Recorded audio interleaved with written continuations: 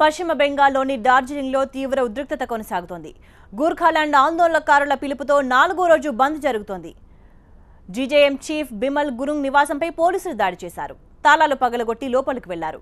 పలు వస్తువులను స్వాధీనం చేశారు.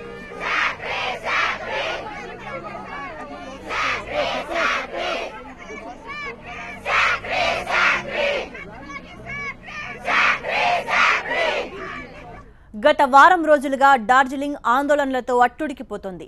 శాంతి భద్రతలు అదుపు తప్పడంతో మమత సర్కార్ సైన్యాన్ని కూడా రంగంలోకి దించింది. ప్రత్యేక రాష్ట్రం సాధించే వరకు ఆందోళన కొనసాగుతుందని జీజేఎం నేతలు ప్రకటించారు. కేంద్రం వెంటనే జోక్యం చేసుకోవాలని డిమాండ్ చేస్తున్నారు.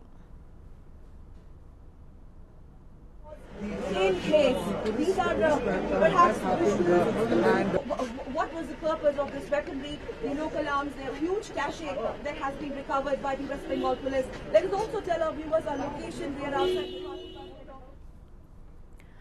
ఆందోళనల కారణంగా డార్జిలింగ్లో వందలాది మంది పర్యాటకులు చిక్కుకుపోయారు.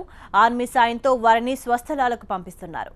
ఇవాళ గూర్ఖాలాండ్ ఆందోళనకారులు భారీ ర్యాలీకి సిద్ధమవుతున్నారు. అయితే పోలీసులు ఈ ర్యాలీకి అనుమతి ఇవ్వలేదు. ఎక్కడికక్కడే ఆందోళనకారులను అరెస్ట్ చేశారు.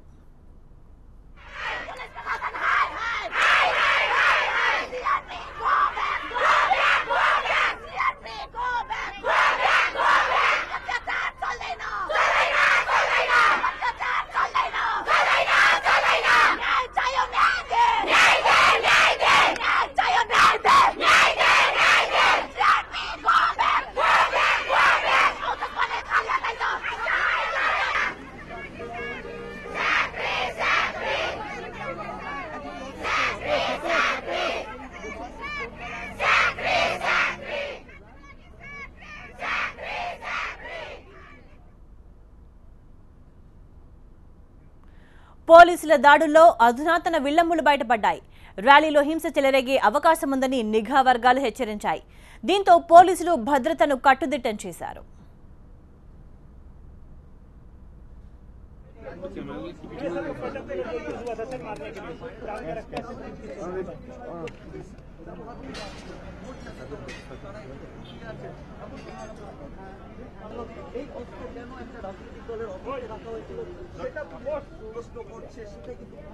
The kind of planning that was in place.